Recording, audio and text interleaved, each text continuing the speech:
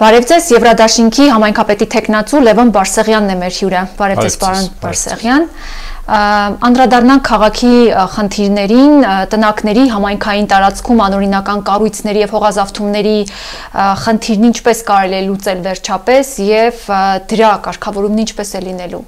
Շնորհակալություն, սա շատ ընդարձակ թեմա է եւ շատ հին ու ծեծված թեմա է։ Ամեն անգամ տեղական պետական իշխանությունները փորձել են ինչ-որ բան անել, կիսատ-պրատ են արել, շատ հաճախ կոռուպցիա է եղել եւ արդյունք չի եղել։ 18 թվականին վարչապետի հրամանագրով ստեղծված աշխատանքային խումբը, այդ թվում նաեւ ես էի խմբում, մշակեց, հետազոտեց Շիրակի լոռու Արագածոտնի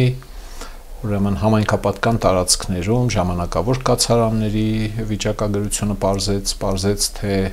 անօրինական շինությունները ինչքան են, որտեղ են գտնվում, ովքեր են ապրում, ինչու են հայտնվել այդ պայմաններում, տուն ստացել են արդյոք թե չեն ստացել եւ այլն, ու ի վերջո դուրս բերեց մի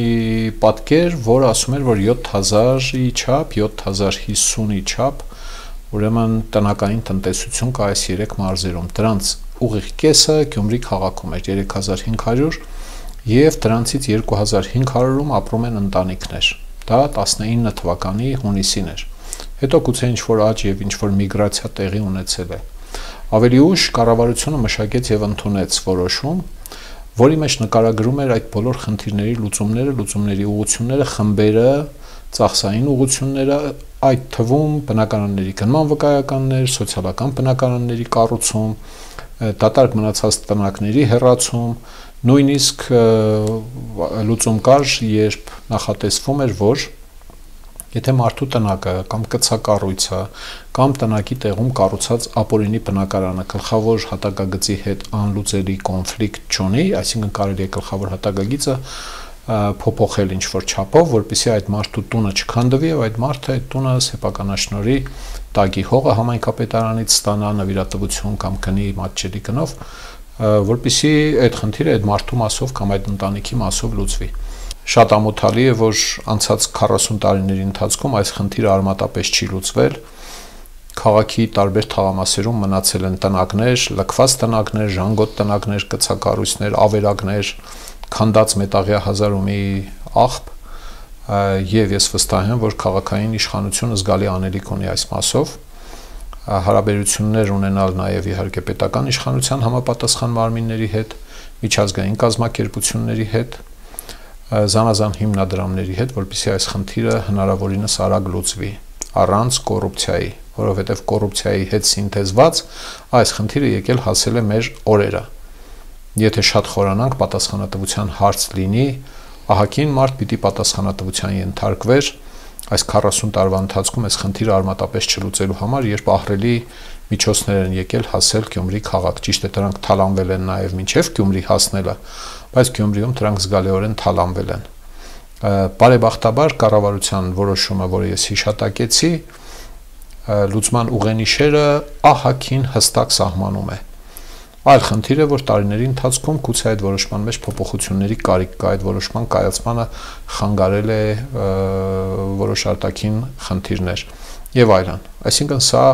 մի այնպիսի ֆանտաստիկ բան չէ, անհնարին չէ այս խնդրի լուծումը ապահովելը։ Անօթևանները, որոնք ապրում են տնակներում, շատ տարբեր խմբերի ներկայացուցիչներ են, այս մասին հարյուրավոր հաղորդումներ եմ սարքել եւ հոդվածներում գրել եմ այս մասին եւ ոչ միայն ես։ Դրանց մեջ մարդիկ կան, որոնք մեծացած, աճած ընտանիքների մի մասն են, մնացել են տնակում, մյուս մասը գնացել է նոր ստացած բնակարան։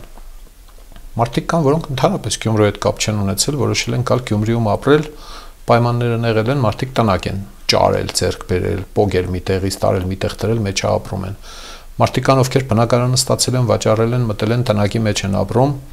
եւ ասում է ուրիշ հնարավորություն չունենք, գրավ են դրել տունը, չգիտեմ ինչ են արել եւ այլն։ Սրանք խնդիրներ են, որոնք ամբողջությամբ ինձ քաչ հայտնի են այդ հետազոտությունների շրջանակներում եւ բոլոր հնարավոր գործընկերներին համախմբել է պետք մարդավարի, որպեսզի այս խնդիրը հիմնահատակ լուծվի։ Այս խնդրի լուծումը բոլոր անօթևանների խնդրի լուծումը չէ։ Անօթևանների բազմությունը անհամեմատ մեծ է։ Նրանց մի մասն է, որ ժամանակավոր կացարաններում է ապրում, անօրինական կամ ինքնակամ շինությունների մեջ են ապրում եւ նրանց խնդիրները պիտի հրատապ լուծվի, որպեսզի քաղաքը ազատվի այդ պատկերներից։ Սա իդեպ վերաբերվում է Սպիտակին, Վանաձորին եւ բազմաթիվ ուրիշ բնակավայրերի նույնպես, բայց հիմնական խնդիրը կենտրոնացած է Գյումրու քաղաքում եւ ասացեք, խնդրեմ, եթե ոչ Գյումրու համայնքապետն ու համայնքապետարանը պիտի զբաղվեն դրանով, ով պիտի զբաղվի, ապա ով պիտի զբաղվի։ Սա էլ ֆանտաստիկայի ոլորտից չէ։ Այս խնդիրը հնարավոր է լուծել։ Մենք դրա ձևը գիտենք։ Չնայած ներդրված ջանքերին, աղբահանության եւ հատկապես աղբադաշտի պաշտպանության խնդիրը մնում է չլուծված։ Ինչ անելիքներ ունեք դուք այս խնդրի լուծման առումով։ Այս էլ երկար տառապած թեմա է եւ որոշ չափով աղբահանության խնդիրը կարգավորվել է։ Եթե համեմատում եք 15 տարի առաջվա հետ, երբ աղբերի բլուրներ էին կուտակված խաչմերուկներում, շատերը չեն հիշում, նոր սերունդը ընդհանրապես կարող է պատկերացում չունենալ այդ մասին։ Աղբահանությունը ահագին բարելավվել է, բայց ահագին անելու տեղ կա։ Հայտնվեցին քաղաքում Եվրամիության նվիրատվության շնորհիվ կափարիչներով աղբամաններ, անիվներով աղբամաններ։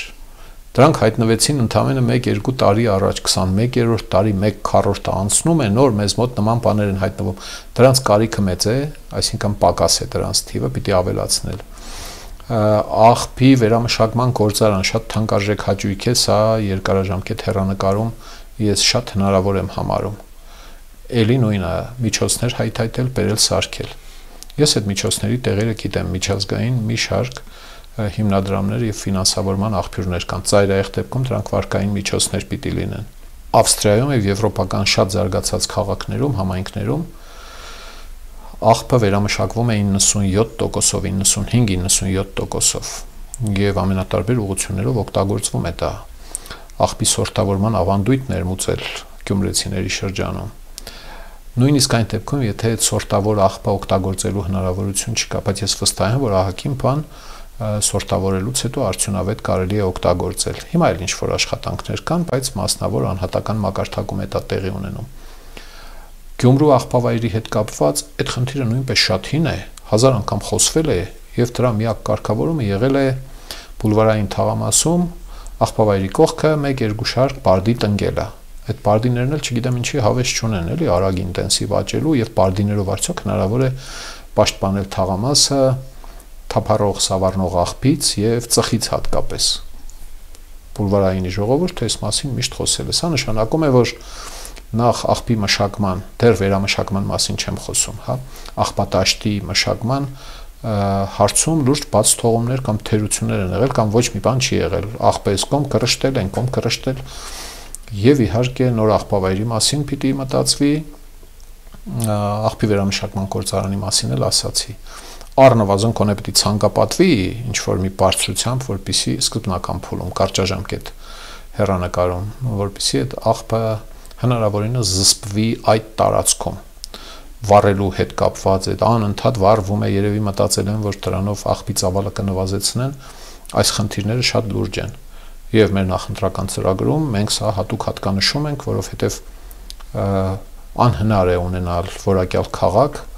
համարել, որ մենք քաղաքների քաղաքն ենք ու թումի ասա աղբի մշակման հետ կապված գրեթե ոչինչ չի արվել։ Ասֆալտապատումը, պարոն Բարսեղյան, երկրորդային փողոցներում եւ բակերում ոչ բավարար ծավալով է իրականացվում։ Ինչ ասել է նախ երկրորդային փողոց եւ ինչպես եք նախատեսում լուծել այս խնդիրը։ Երկար ժամանակ Գյումրիում օգտագործում էին երկրորդական փողոց ձևակերպումը ու Հայաստանի շատ համայնքներում, չգիտես ինչու, այդ կլիշեն կամ ձևակերպումը մտածեր համայնքային պետական պաշտոնյաների բառապաշարը երկրորդական փողոց չկա, երրորդական չկա, դրանք իսկապես երկրորդային են։ Փողոցների կամ ճանապարհների նշանակությունները միջպետական մայրուղիներ, միջհամայնքային, ներքաղաքային գլխավոր մայրուղիներ կամ քաղաքներով անցնող միջպետական ճանապարհներ եւ այլն, եւ իհարկե թաղային նշանակության փողոցներ։ Կոչենք դրանք երկրորդային փողոցներ։ Անշուշտ քաղաքի կարիքը, ուրեմն փողոցների նորոգման եւ բակերի նորոգման, երկրորդային փողոցների, սրանք իրար հետ շահկապված պիտի դիտարկել եւ մենք այդպես էլ դիտարկում ենք։ Շատ մեծ է, քան թե Գյումրու բյուջեի ֆոնդային ներդրման կամ կապիտալ շինարարության ծավալներն են թույլ տալիս։ Ընդհանրապես, որպեսզի պարզ լինի մարդկանց, պիտի ասեմ, որ Գյումրու կապիտալ ներդրման կարիքը ամենահամեստ հաշվարկներով մոտ $200 միլիոն կարգի թիվ է։ Իսկ Գյումրի քաղաքի բյուջեից կապիտալ ներդրման ծավալը շատ 1.5 լավագույն դեպքում $2 միլիոն է։ Հասկանում եք, որ մինչև զգալի ներդրումներ, ներմուծումներ չլինեն, դրանք կարող են լինել վարկային միջոցներ, պետական աջակցություն, Գյումրի քաղաքը շարունակ ունենալու է ավերակ թաղային փողոցներ եւ բակեր։ Այս իմաստով անցած տարիների երևի թե 10 տարիների փորձը հուշում է, որ միջազգային մի շարք հիմնադրամներ, չթվարկեմ հիմա, վարկային ծրագրերով եւ դրամաշնորհային ծրագրերով վերակառուցման եւ զարգացման Եվրոպական բանկի վարկային եւ դրամաշնորհային ծրագիրը օրինակի համար մոտ $15 միլիոն վարկ, $8 միլիոն չափել դրամաշնորհ, որոշ փողոցների նորոգման, գիշերային լուսավորության այս պրակտիկան պիտի շարունակել, բայց սա իհարկե ուղիղ շահկապված է պետական իշխանության հետ։ Եվ անմիջապես ասեմ, որ որևէ պետական իշխանություն իրավունք չունի ասելու, թե եթե մեզնից եղավ քաղաքապետը, մենք քաղցր աչքով կնայենք, եթե մեզնից չեղավ, գնացեք դուք ձեզ համար միջոցներ ճարեք։ Ոչ, եւ այդ ճանապարհով պիտի գնալ ու հնարավորինս շատ կապիտալ ներդրումների, ենթակառուցվածքների նորոգման միջոցներ հայթայթել, բերել քաղաքը կառուցապատել։ Երկրաշարժի հետքերը 30 քանի տարի մինչև հիմա իրենց զգացնել են տալիս։ Սա ամոթալի բան է։ Վստահ եմ, որ տարիների ընթացքում սա կարելի է լուծել։ Չի լուծվել, շատ կերվել է, քիչ արվել է, թալանվել է, յուրացվել է, ինչ որ բան էլ արվել է։ Այնպես չէ, որ ոչինչ չի արվել։ Պարոն Բարսեղյան, մի շարք հետազոտություններ ցույց են տալիս, որ Գյումրին ամենափոշոտ Հայաստանի ամենափոշոտ 3 քաղաքներից մեկն է։ Այս խնդիրը լուծելի է, թե անլուծելի է, եթե լուծելի է, ինչպես եք պատրաստվում այս խնդիրը լուծել։ Հայտնի բաներ առանց հետազոտությունների նույնիսկ, որ Գյումրին Հայաստանի ամենափոշոտ քաղաքներից մեկն է, ի նկատի է առնվում օդի մեջ փոշու պարունակությունը։ Գետնին է, հետո քամին հանում է օդ եւ այլն։ Սա մի շարք պատճառներ ունի, պատճառներից մեկը իհարկե երկրաշարժի հետքերի ավերակների թերի վերացումն է, մաքրումը։ Գյումրի քաղաքում հիմա էլ կան կիսավեր շենքեր, որոնք մնացել են երկրաշարժից։ Շինարարության էթիկան կամ շինարարական նորմերին անհամապատասխանությունը, երբ պատշաճ ցանկապատում է պետք անել, հարկավոր է ջրել այդ տարածքները, որտեղ շինարարական աշխատանքներ են իրականանում։ Դրսերում ֆիլմերի մեջ այդ ամբողջը բոլորը տեսել են, գիտեն, բայց այդտեղ արարում են, ծախս է, մի քիչ ծախս է ավելանում, էլի։ Ուրեմն բացի այդ խնդիրների կարգավորումը, ավերակները մաքրել, հեռացնել, վերացնել, կուլտիվացնել այդ տարածքները, կանաչապատումը եւ իհարկե շինարարական էթիկան խելքի բերել կամ շինարարական նորմերին պարտադրել հետևելը։ Սա հնարավոր է, ֆանտաստիկ բան, սրա մեջ չկա։ Անշուշտ խնդիրների, այս խնդրի լուծումներից գլխավորը կանաչ տարածքների ավելացումն է, հնարավորինս շատ, ինչքան շատ, այնքան լավ։ Թույլ չտալ կանաչ տարածքների շարունակական ոչնչացում, ես կատեգորիկ դեմ եմ կանաչ տարածքների ոչնչացումը հօգուտ ինչ-որ շենք շինությունների ստեղծման։ Ավելին, մասնավոր տարածքում մարդը շենք է սարքում, իր տարածքն է ուզում է սարքել։ Ես վստահ եմ, որ պատշաճ աշխատանքի դեպքում ներդրողների մի մասը, ովքեր ունեն ֆինանսական հնարավորություններ, իրենց շինությունների վրա որոշ կանաչ տարածքներ կարող են նախատեսել, կարող է ֆանտաստիկ թվալ սա, բայց աշխարհը առաջավոր փորձ ունի եւ Հայաստանում էլ են սկսել դա կատարել։ Այնպես որ սրա հետ մեկտեղ կարծում եմ, որ էական է ունենալ ռոռոկման ցանց Գյումրի քաղաքում։ Խորհրդային միության ժամանակ լավից վատից այդ ցանցը կար, սիզամարգերի միջով խողովակներ էին քնում եւ սիզամարգերը, գրաբարով ասած գազոնները ուրեմն ջրելու մեխանիզմ էր դա, իսկ Գյումրիում հիմա դա ըստ էության խափանված եւ ջախջախված է։ Դա պիտի արվի, որպեսզի կանաչը կանաչ մնա եւ վերջապես, եթե մենք փորձենք հիշել, թե 30 տարում ինչպիսի ծառատունգ է եղել Գյումրիում, գումարենք այդ ծառերի թվերը, տնկիների թվերը, պիտի Գյումրին երևի Զանզիբարի, Կոնգոյի ջունգլիների պես սաղարթախիտ անտառ հիշեցներ, ոչ։ Տնկել են 100 տնկած ծառից մեկն է հազիվ զորով շարով կպել, որտեղ ջրելու մեխանիզմ չի եղել, ռոռոկման ցանց չի եղել։ Ջրող ավտոմեքենայով չեք կարող դուք ապահովել այդ տնկած բոլոր տնկիների պատշաճ աճը։ Սրանք այնքան հասարակ բաներ են։ Կարելի է զարմանալ, թե լավ, այ մարդ դրա եղածն ինչ է։ Հասկանալի է, որ ինչ-որ ներդրում է պետք, ռոռոկման ցանցը պիտի կառուցել։ Այդ քայլն էլ սկսվում է, ճանապարհն էլ, ինչպես ասում են, սկսվում է առաջին քայլից։ Փոքր տարածք սարքեք, ավելի մեծ։ Նորից պիտի շեշտեմ, բազմաթիվ հիմնադրամներ կան աշխարհում, որոնք բնապահպանական են ընդհանուր առմամբ, որտեղից կարելի է ահագին ֆոնդեր բերել, որպեսզի առնվազն կանաչ տարածքները ավելացվեն։ Դրանք սիզամարգերն են, թփերն են, ծառերն են, պուրակներն են, այգիներն են եւ այլն եւ այլն։ Խիտ կառուցապատումը նվազեցնել, եւ կառուցապատման քաղաքաշինական նորմերը պահպանել, շինարարական նորմերը պահպանել, որովհետեւ փոշին չելնի փողոցով վերից վար, վարից վեր Գյումրին էլ զգալիորեն քամոտ քաղաք է։ Իսկ ինչ եք կարծում, հանրային մատչելի եւ հարմարավետ տարածքների կարիք կա, պակաս կա Գյումրիում։ Հանրային մատչելի կամ ոչ միայն թե եղածով յոլա կարելի է գնալ։ Ոչ միայն հանրամատչելի տարածքների, ես կուզեի ասել, որ հաճելի ժամանցային միջավայրի, բաց հրապարակային տարածքների մասին է խոսքը։ Բիզնես օբյեկտների մասին չեմ ասում։ Բիզնեսը ինքն իր մասին մտածում է, ճիշտ է, երբեմն դա լինում է կանաչ տարածքների զավթման հաշվին, դա պիտի խափանել, սա առանձին թեմա է։ Ես համարում եմ, որ քաղաքի բոլոր թաղամասերում եւ երիտասարդության եւ տարեցների համար հարկավոր է ստեղծել մի հարմարավետ միջավայր կամ միջավայրների ցանց, որտեղ այս խմբերը եւ մյուս տարիքային խմբերը երեխաները կարող են իրենց հարմարավետ զգալ։ Երեխաների համար խաղահրապարակների մշակույթը Գյումրիում արդեն 1 տասնամյակից ավելի է գործում է տարբեր թաղամասերում, տարբեր հովանավորների միջոցներով, համայնքային միջոցներով խաղահրապարակներ կառուցվել են։ Խոսքը այս մասին չէ։ Դա պիտի շարունակել, այս պրակտիկան պիտի զարգացնել։ Խոսքս այն մասին է, որ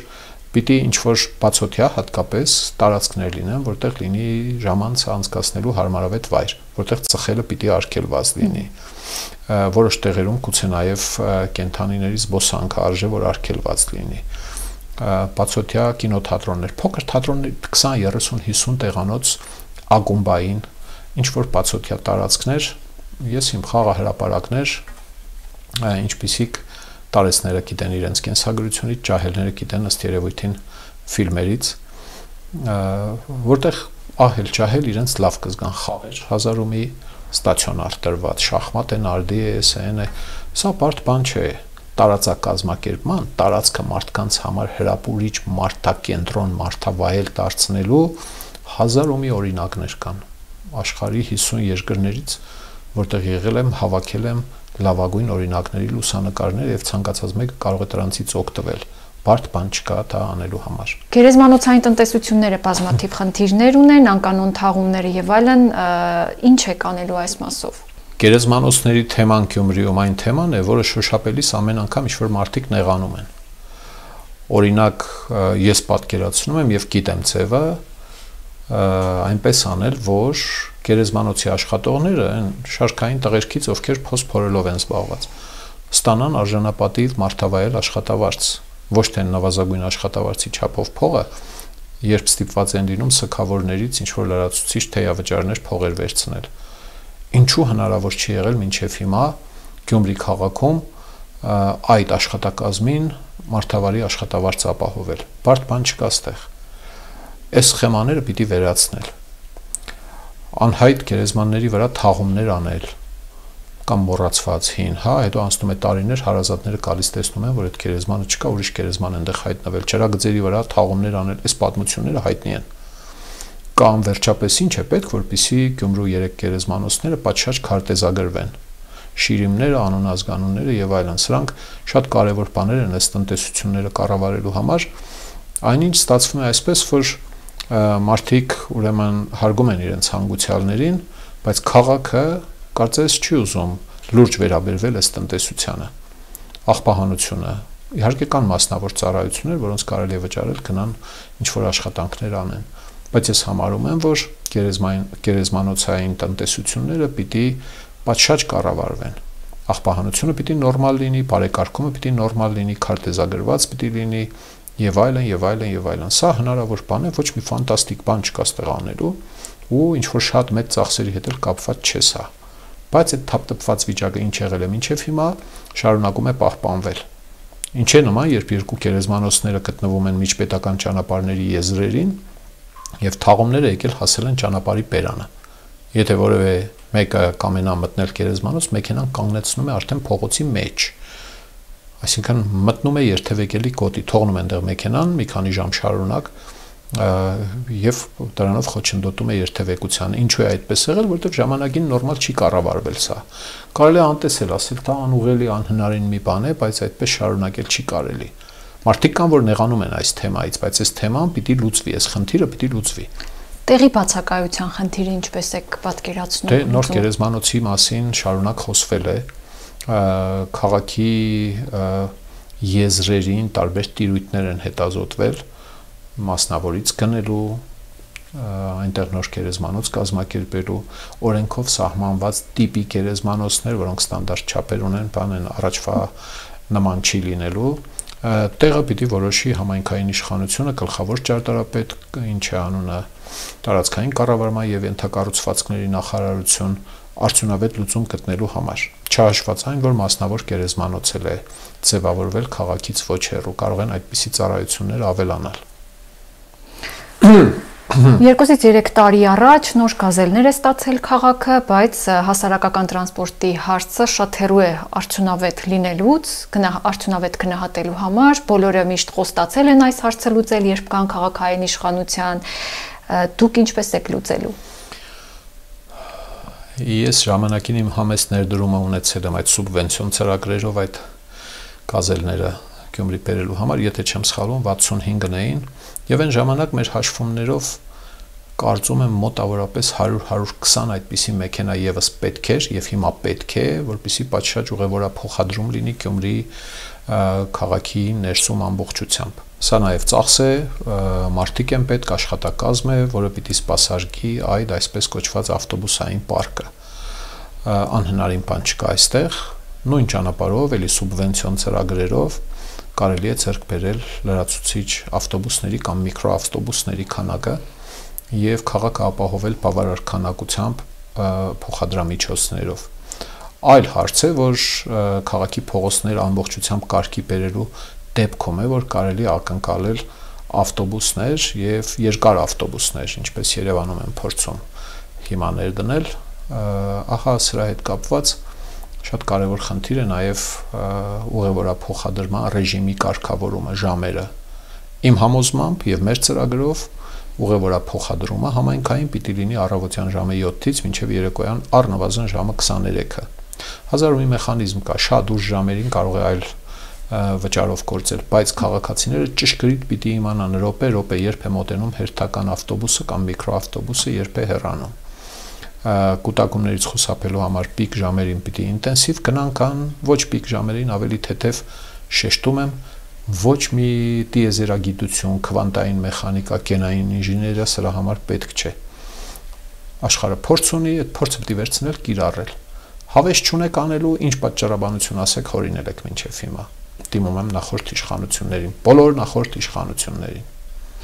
Եվս մեկ, այսպես ասած, ցավալի թեմայի անդրադառնանք, շատ հարյուրավոր ներդրողներ բախվում են շինթույլտվությունների ձգձգման, նախագծերի հաստատման, ձգձգման հետ եւ ի վերջո հիասթափվում են։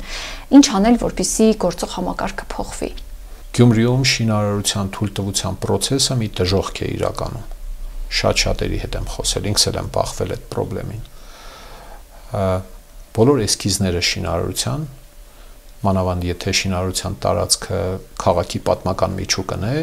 Կոմայրի արգելոց թանգարանի տարածքն է,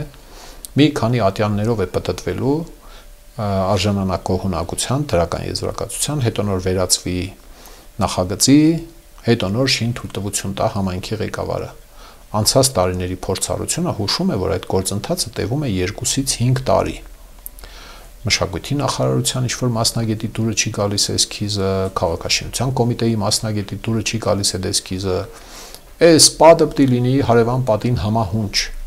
Երբ հարցնում ես այդ համահունչը որն է, իրավական գնահատական տալ չեն կարող ասել համահունչի բանաձևը սա է, H2O ջրի բանաձևն է քիմիական ասենք, հա։ Սրա լուծումը քաղաքաշինական խորհրդի ինստիտուցիոնալ բարեփոխումն է։ Ես համոզված եմ, որ ուրիշ լուծում չկա։ Անընդհատ քաշքշվելու է տարիներով։ Քաղաքաշինական խորհուրդը պիտի ընդարձակվի, սա իրավական ակտերի հետ կապ ունի, կառավարության որոշում եւ այլն։ Դրա մեջ պիտի ներգրավվեն գիտության, կրթության, մշակույթի եւ սպորտի նախարարության մասնագետները, քաղաքաշինական կոմիտեի մասնագետները, պետք եղած ժամանակ տարածքային կառավարման եւ ենթակառուցվածքների նախարարության մասնագետները եւ շինարարական բոլոր նախագծերը, էսքիզները պիտի քննարկվեն Գյումրի քաղաքում։ Եթե հեռավար կկամենան իրենց աշխատասենյակներից մասնակցել, թող մասնակցեն։ Գյումրի քաղաքում քննարկվում է, գնում նայում են դեպքի վայրում, շինարարության տարածքը, հեռանկարը եւ այլն, էսքիզները ձեռքերի առաջ, ձեռքերի մեջ, մակետները, մանրակերտները եւ դրանից հետո պիտի որոշեն։ Եվ այդ որոշումները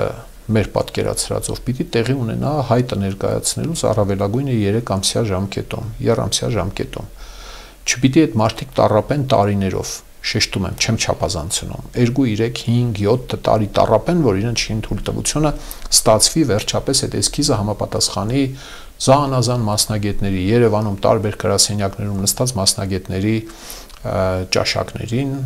մոտեցումներին եւ այլն եւ այլն։ Սա է կարգավորումը։ Այսինքն արհեստական են ձգձգումները, եթե հնարավոր է 2-3 տարվա նախագիծը հաստատել 2-3 ամսում։ Իրականում օրինազանցություն չէ այն, ինչ ես ասում եմ։ Բաներ կան, որ կարգավորված չեն։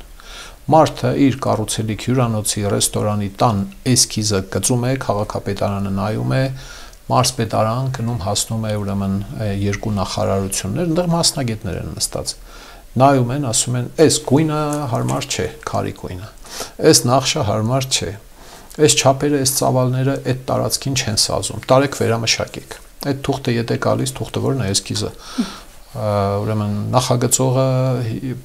ներդրողի հետ սկսում են տառապել։ Ներդրողը իր պահանջներն առաջ քաշում, նախագծողը փորձում է հարմարվել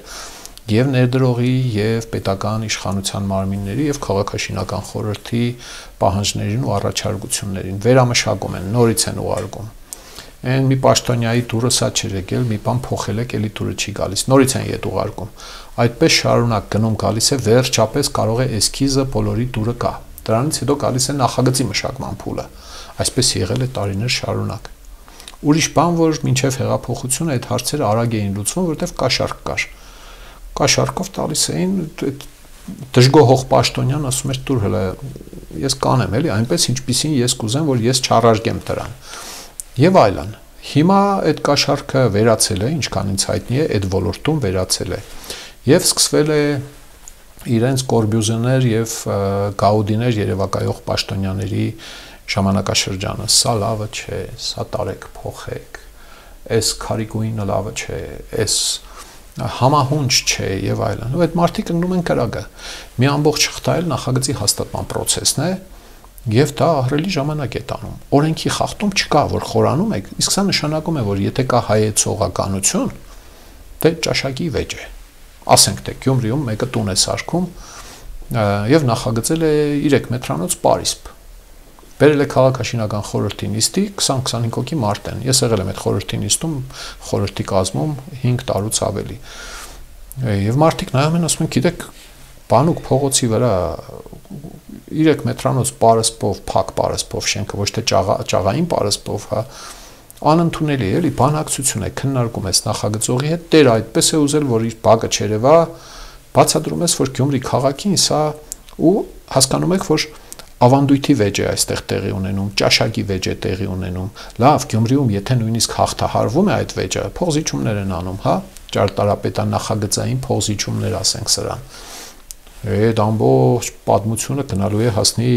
երկու նախարարություններ։ Ընդեղ էլ պետք է այս մարդը ապացուցի, շատ հաճախ ընդեղ այս մարդկանց արդեն ներս չեն ընդունում, չեն քննարկում։ Նայում են գրավոր մերժումը գալիս է, ասում է, չէ, էս անընդունելի է մի երկու դիտողություն հեծանի լայնությունը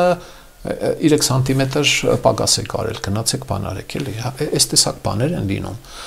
որոնք լրջորեն խոչընդոտում են քաղաքաշինությունը Գյումրի քաղաքում զանազան ներդրումային ծրագրերը բնակարանաշինությունը անհատական բիզնես օբյեկտների շինարարությունը եւ այլն եւ այլն եւ այլն սա մի բան է աղետ է լուրջ եմ ասում եւ սա պետք է լուծվի իրավական կարգավորումները փոխելով, սա պետք է բացատրվի կառավարությանը, ես դա կարող եմ անել, մի քանի անգամ առիթ ունեցել եմ դա անելու, եւ պետք է փոխվեն իրավական կարգավորումները, որպեսզի գլխավոր խորհրդատու մարմինը լինի քաղաքաշինական խորհուրդը Գյումրի քաղաքի, որի մեջ, ինչպես ասացի, նախարարություններից ներկայացուցիչներ կամ քվոտաներ պետք է լինեն։ Ենթադրենք 30-հոգանոց քաղաքաշինական խորհուրդ է, նիստը գումարում է, եթե 13 հոգի է հավաքվում, նույնիսկ օրինակի համար եմ ասում։ Եվ այդ կազմում պիտի լինեն, ասենք 3 հոգի կրթության, գիտության, մշակույթի նախարարությունից, ենթադրենք 3 հոգի քաղաքաշինության նախարարությունից կամ կոմիտեից, գյումրեցիներ, ճարտարապետներ, ավականու անդամներ, գլխավոր ճարտարապետ բնականաբար, ուրիշ լուծում չկա։ Մնացած լուծումները հետևյալն են, այդ փողերը Գյումրիում չեն ներդրվում, գնում են դնում են այնտեղ, որտեղ ավելի հեշտ է շահույթ եկամուտ ակնկալել։ Պարոն Բարսեղյան, երիտասարդներն են բողոքում, որ չունեն հարմարավետ հավաքատեղիներ, չկան ժամանցի ժամանակակից վայրեր, իրենց ինչ կարող եք առաջարկել։ Երիտասարդները իրավունք ունեն բողոքելու եւ շատ հաճախ այդ բողոքները արդարացված են, այդ բողոքները ես լսում եմ Հայաստանի գրեթե բոլոր համայնքներում։ Ժամանցի հարմար վայր չկա եւ այլն եւ այլն։ Ուզում եմ անպայման բաղդատենք, կան ժամանցի մասնավոր վայրեր։ Հազարումի սրճարան է ես իմ եւ դա համայնքային իշխանության հետ կապ չունի, կապ ունի միայն տեղական տուրքերի վճարների մասով։ Եվ իհարկե համայնքապետարանը պարտավոր է ապահովել համայնքապատկան տարածքներում երիտասարդության համար ժամանցի պատշաճ վայրեր, քաղաքակիրթ վայրեր, որտեղ երիտասարդները, ինչպես եւ տարեցիները, ինչպես եւ հանրության մյուս խմբերի ներկայացուցիչները, երեխաները կարողանան իրենց հարմարավետ զգալ, հասարակ բանից սկսած, անվճար ինտերնետային Wi-Fi,